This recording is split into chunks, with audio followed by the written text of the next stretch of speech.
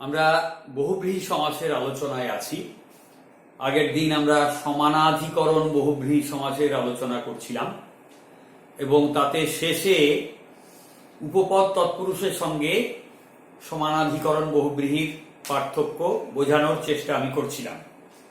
তা সেখানে ঘর পোড়া একটা উদাহরণ আমরা নিয়েছিলাম। আজকে মুখ পোড়া উদাহরণটা নিয়ে আমরা এই পার্থক্যটা একটু বোঝবার চেষ্টা করব। মুখ পোড়া,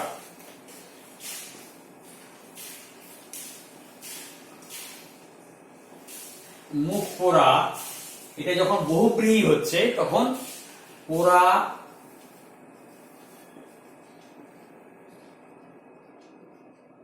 মুখ জার, এটা বহুব্রীহি। বা এটাকে মুখ পোড়া জার তাও করা যেতে পারে, এমনটাও করা যেতে পারে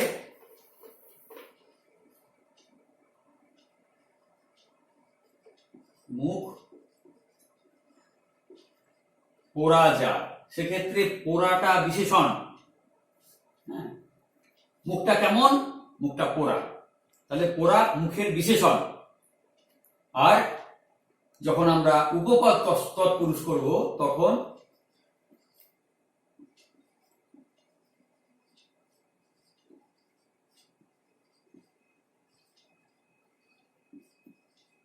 মুখ পুড়িয়েছে যে,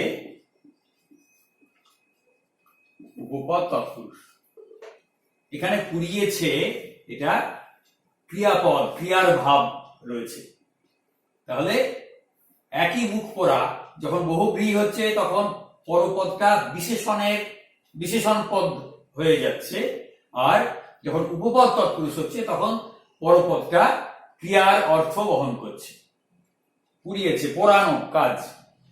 তাহলে এই তফাৎটা আমাদের বুঝে নিতে হবে। আবার যদি এমনটা হয় মুখ পুড়িয়েছে যে স্ত্রী, তখন হয়ে যাবে মুখ পুড়িয়েছে যে স্ত্রী। যদি হয় তখন হয়ে যাবে মুখ পুরি। মুখ পুরি বলে মায়েরা তার কন্যাদের অনেক সময় তিরস্কার করে, গালাগালি করে। যাই হোক, এই বহুব্রীহি, সমানাধিকরণ বহুব্রীহি এবং উপপদ তৎপুরুষের পার্থক্য বিষয়ে আমি আরেকটুখানি সময় এই পর্বে শুরুতে দিলাম। আচ্ছা, এবার আমরা আসব ব্যাধিকরণ বহুব্রীহি সমাস। ব্যাধিকরণ বহুব্রীহি সমাসে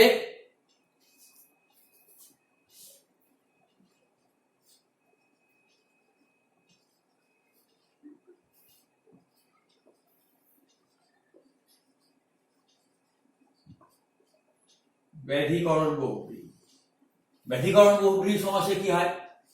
ব্যাধিকরণ বহুব্রীহি সমাসে পূর্বপদ এবং পরপদ ভিন্ন ভিন্ন বিভক্তিযুক্ত। পূর্বপদ এবং পরপদ ভিন্ন ভিন্ন বিভক্তিযুক্ত, কিন্তু উভয় পদই বিশেষ্য। উভয় পদই বিশেষ্য। কিরকম উদাহরণ দেখি আমরা। সব থেকে প্রচলিত এবং সহজ উদাহরণ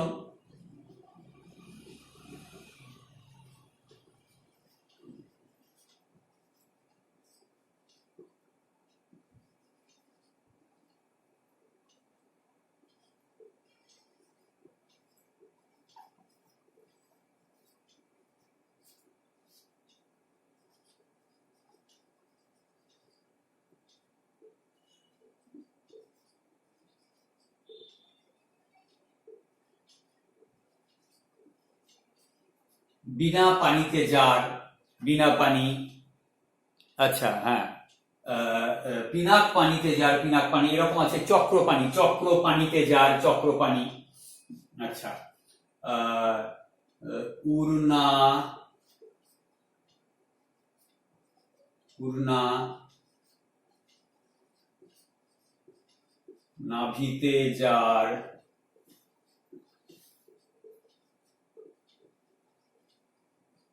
উর্ণনাভ। উর্না মানে সুতো, উর্না মানে সুতো, উর্ণনাভ মানে মাকড়সা। সুতো নাভিতে যায়, উর্না নাভিতে যায়, সুতো নাভিতে যায়, উর্ণনাভ। মাকড়সা যেহেতু তার জাল বনে আর কি, সেই জালগুলোকে সুতো বলা হচ্ছে। উর্না নাভিতে যায়, উর্ণনাভ, উর্ণনাভ মানে মাকড়সা। আচ্ছা, উড়না এখানে দেখো, এখানে তোমার শূন্য বিভক্তি, উড়না সুতো শূন্য বিভক্তি, আর এখানে তে বিভক্তি। পূর্বপদ এবং পরপদ দুটোতে আলাদা আলাদা বিভক্তি। এখানে বিনা শূন্য বিভক্তি, এখানে পানিতে তে বিভক্তি। এখানে পিনাক শূন্য বিভক্তি, পানিতে তে বিভক্তি। ফলে পূর্বপদ এবং পরপদ এই দুটো পদে ভিন্ন ভিন্ন বিভক্তি যুক্ত হয়ে রয়েছে। আচ্ছা, আরো কিছু উদাহরণ আমরা দেখব। উড়না নাভিতে যার যেমন উর্ণনাভ, তেমনি পদ্ম নাভিতে যার হলো পদ্মনাভ। এরকম আরো অনেক উদাহরণ আছে, আমরা দেখে নিই একটু।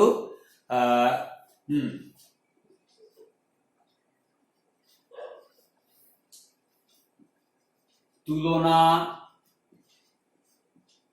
মূলে যার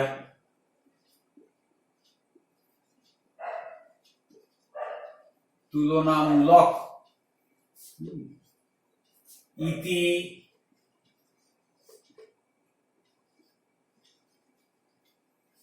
আদিতে যার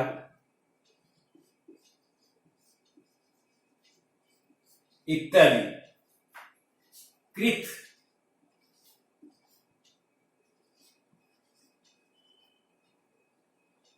অন্তে যার কৃদন্ত। এরকম আরো অনেক উদাহরণ আছে, আমরা আরো দু একটা উদাহরণ এখানে নিশ্চয়ই লিখব।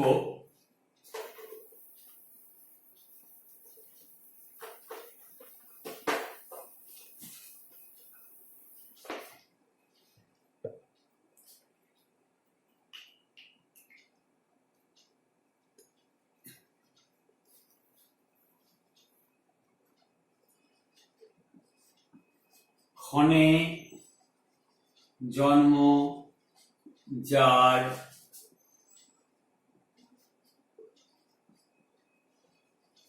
ক্ষণ জন্মা।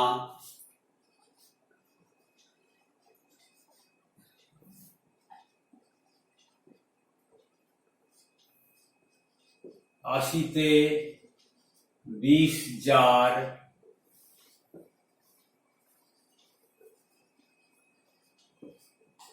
আশি মানে হচ্ছে দাঁত, আশিতে বিষ যার, আশি বিষ মানে সাপ, ঠিক আছে? দাঁতে বিষ যার, আশি বিষ কথাটার অর্থ হচ্ছে সাপ, ঠিক আছে, সর্প। আচ্ছা, আর কি কি উদাহরণ আছে? এরকম আছে শশ,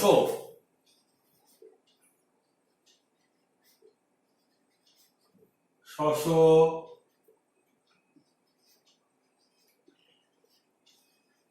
অঙ্কে যার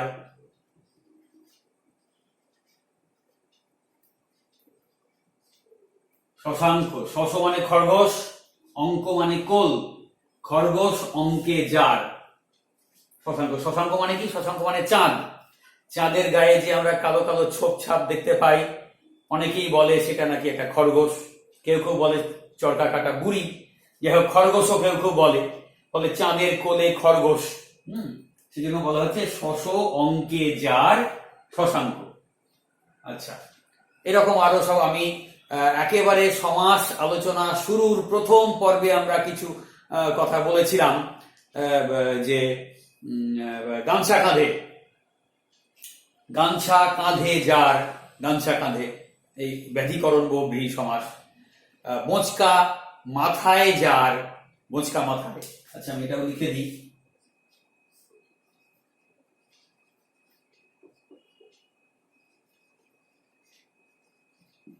মাথায় যার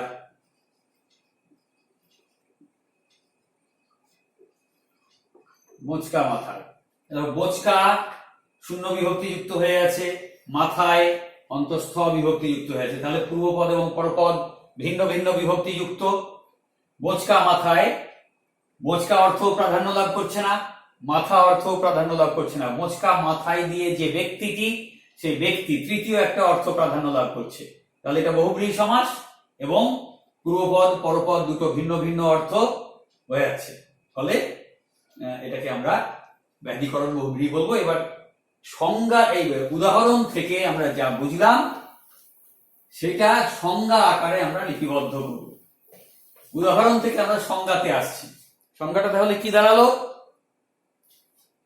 যে বহুব্রীহি সমাসে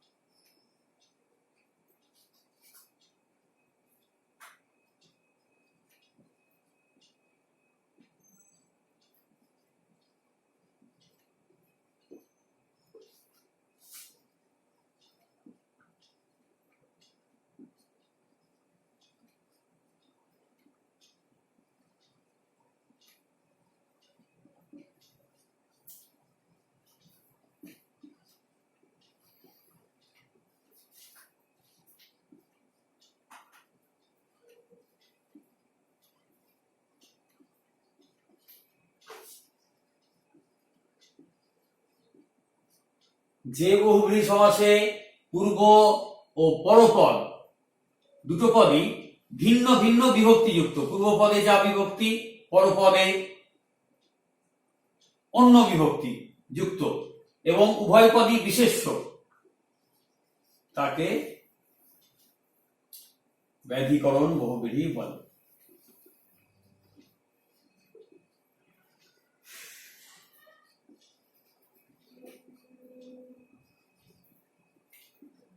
বুঝা গেল? বেশ, তাহলে ব্যাধিকরণ বহুব্রীহি থেকে আমরা পরের বহুব্রীহির আলোচনাতে চলে যাই।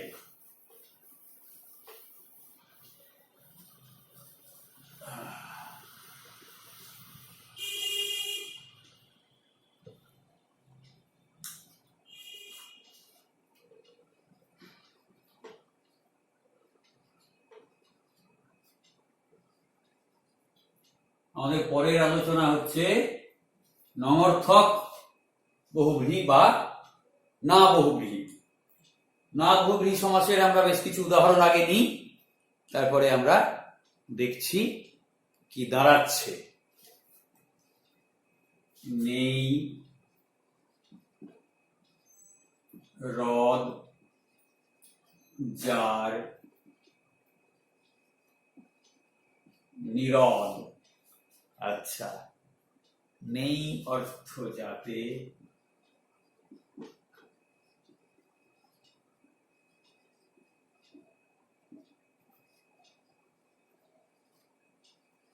নিরর্থক। আচ্ছা, নেই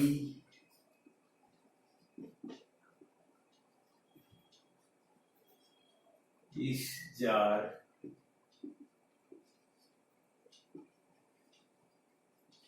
অনিশ। আচ্ছা, নেই নিশা।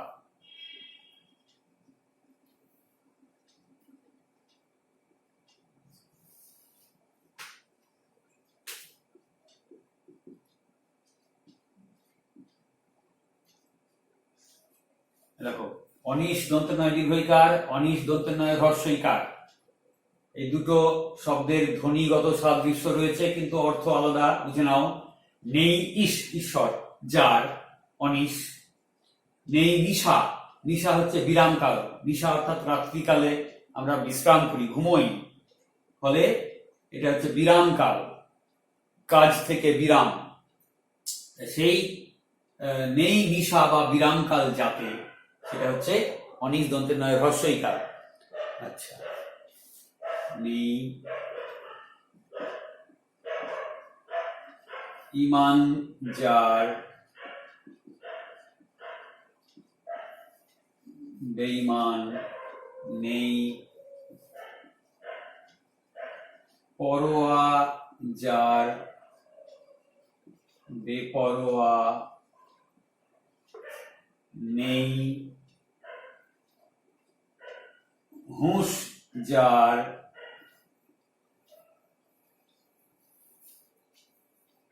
বেহুঁশ। আচ্ছা, এছাড়াও আরো অনেক আছে। নেই খুঁত যাতে,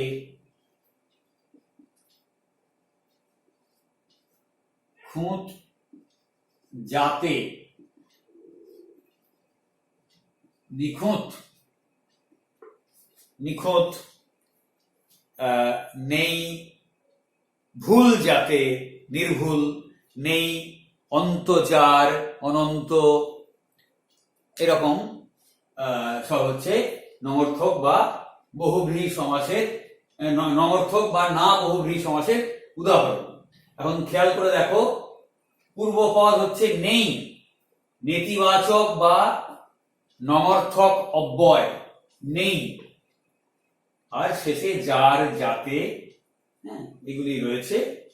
পরপদ হচ্ছে হ্রদ মানে দাঁত, হ্যাঁ, আচ্ছা, অর্থ, ঈশ, নিশা, ইমান, এগুলো সব হচ্ছে বিশেষ্য। পরপদ বিশেষ্য, পূর্বপদ নেতিবাচক অব্যয়, এবং সমাসবদ্ধ পদটি পূর্বপদ এবং পরপদ কোনটিরই অর্থ প্রাধান্য লাভ করছে না, সমাসবদ্ধ পদে এসে তৃতীয় একটা অর্থ প্রাধান্য লাভ করছে।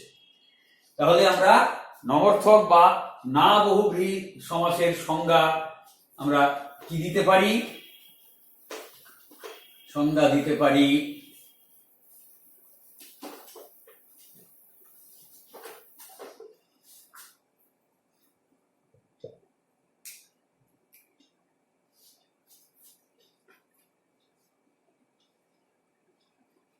যে বহুব্রীহি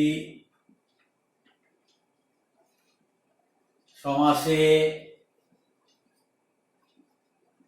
পূর্বপদ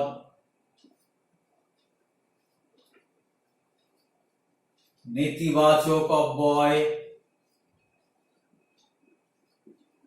এবং পরপদ বিশেষ্য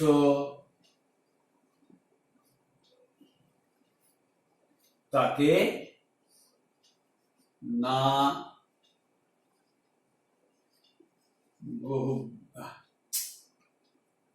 বহুব্রীহি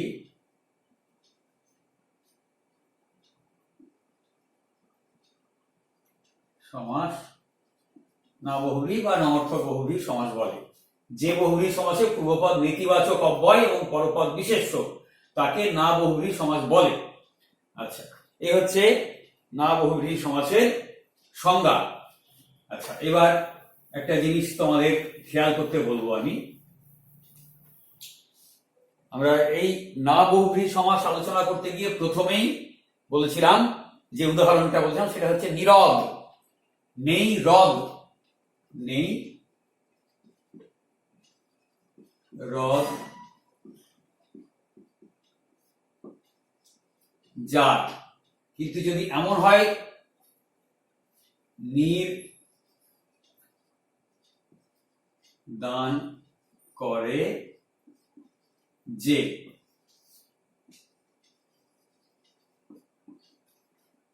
নির্দান করে যে, নির মানে জল, নির্দান করে যে নীরদ, নেই হ্রদ বা দাঁত যার নীরদ। তাহলে নীরদ কথাটার দুটো অর্থ, একটা হচ্ছে যার দাঁত নেই, ফোকলা মানুষ, আর নির দান করে যে অর্থাৎ জল দান করে যে মেঘ। তাহলে নীরদ মানে একজন ফোকলা মানুষ, আবার নীরদ মানে মেঘ। তাহলে নীরদ শব্দটা বাক্যের মধ্যে যদি মেঘ অর্থ প্রকাশ করে তাহলে কিন্তু নির্দান করে যে উপপদ তৎপুরুষ লিখতে হবে। আবার নীরদ শব্দটা যদি বাক্যের মধ্যে ফোকলা মানুষ বোঝায় তখন নেই হ্রদ যার না বহুব্রীহি সমাস লিখতে হবে। এটা বুঝে করতে হবে কাণ্ডটা। নমর্থক বহুব্রীহি এবং নমর্থক তৎপুরুষ এই দুটো একটু বুঝে নেওয়া দরকার আছে। না বহুব্রীহি সমাসও যেমন আছে তেমনি না তৎপুরুষ সমাসও তো আছে। আমরা এর আগে না তৎপুরুষ সমাসের আলোচনা করেছি। না তৎপুরুষের সঙ্গে না বহুব্রীহির পার্থক্য কোথায়? প্রথম পার্থক্য হচ্ছে না তৎপুরুষ বা নং তৎপুরুষ সমাসে পরপদের অর্থ প্রাধান্য, কিন্তু না বহুব্রীহি সমাসে পরপদের অর্থ প্রাধান্য থাকে না। পূর্বপদ পরপদ কোনোটারই নয়, তৃতীয় একটা অর্থ প্রাধান্য লাভ করে, এটা খেয়াল রাখতে হবে। আর দ্বিতীয় যেটা আছে, পার্থক্যটা বুঝে নেওয়ার জন্য সুবিধা হবে, যেটা খেয়াল রাখলে সেটা হচ্ছে পূর্বপদটা না তৎপুরুষ সমাসে সবসময় নয়। নেতিবাচক অব্যয়টা হচ্ছে নয় যখন না তৎপুরুষ, তখন পূর্বপদ নয়। আর যখন না বহুব্রীহি তখন পূর্বপদ হবে নেই বা নাই। তৎপুরুষ সমাসের সময় পূর্বপদ নয়, বহুব্রীহি সমাসের ক্ষেত্রে পূর্বপদ নেই বা নাই। ব্যাস বাক্যে পূর্বপদ নয় হবে তৎপুরুষ সমাসের, না তৎপুরুষ সমাসের ক্ষেত্রে। না বহুব্রীহি সমাসের ক্ষেত্রে ব্যাস বাক্যে পূর্বপদ হবে নেই বা নাই। এটা একটু খেয়াল রাখবে, তাহলে আর ঘোলানোর কোনো সম্ভাবনা থাকবে না। এবার আমরা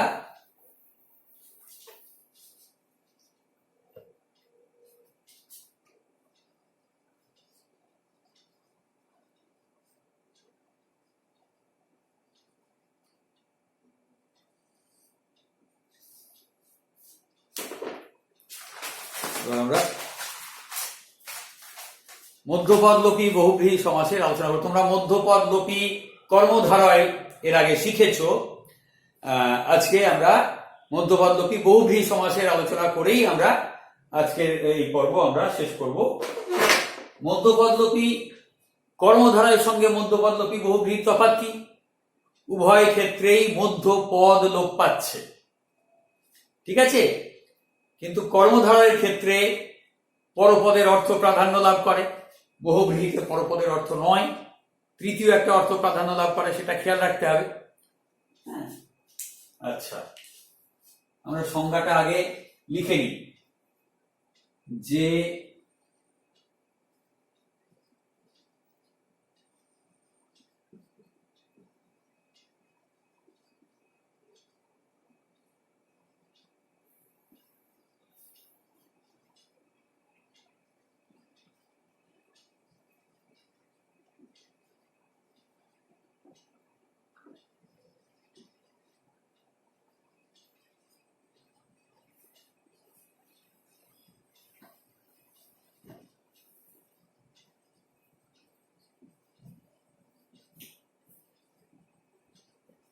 যে বহুব্রীহি সমাসে মধ্যপদ লোপ পায় তাকে মধ্যপদলোপী বহুব্রীহি বলে।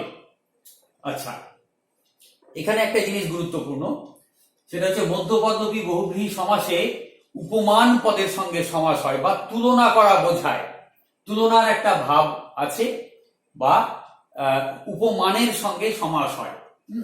সে কারণে এই মধ্যপদলোপী বহুব্রীহির আরেকটা নাম হচ্ছে উপমাত্মক বহুব্রীহি।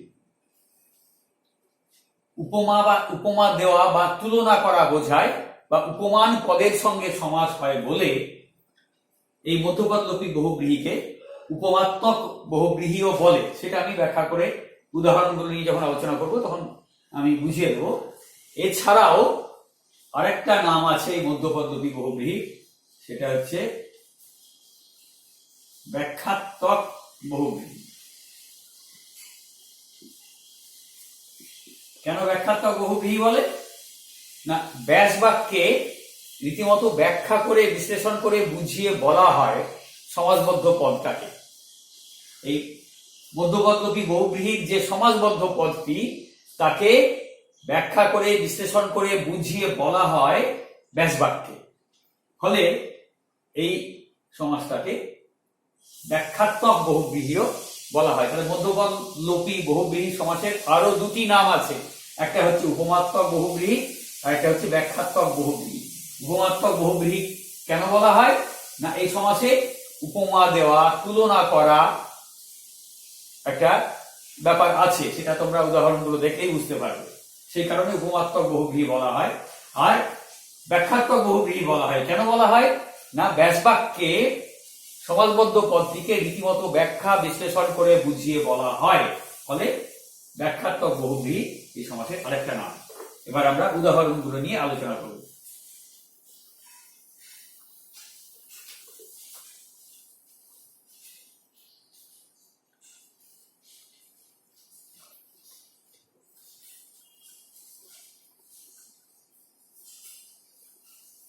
যেহেতু ব্যাখ্যা বিশ্লেষণ করে বোঝানো হচ্ছে ব্যাসবাক্যে, অতএব ব্যাসবাক্যগুলোর আয়তন একটু বড় হয় এই সমাসে।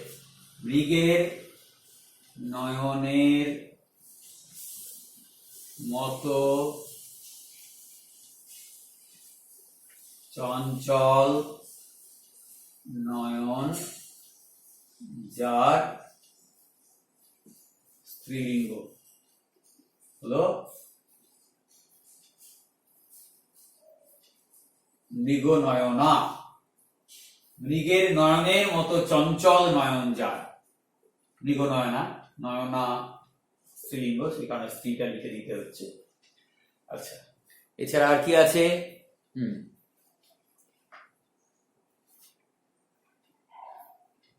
আচ্ছা, এরপরে আছে, আমরা দেখব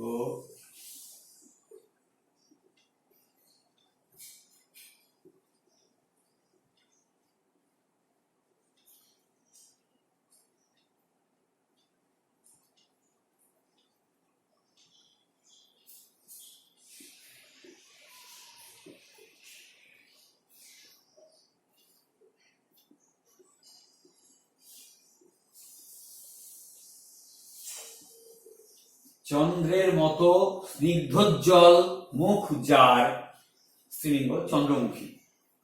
দেখো, তুলনার ব্যাপারটা বোঝা যাচ্ছে কি? মৃগের সঙ্গে নয়নের তুলনা করা হচ্ছে। কোথায় সাদৃশ্য? চঞ্চলতা। চন্দ্রের সঙ্গে মুখের তুলনা করা হচ্ছে। কোথায় সাদৃশ্য? স্নিগ্ধতা, উজ্জ্বলতা।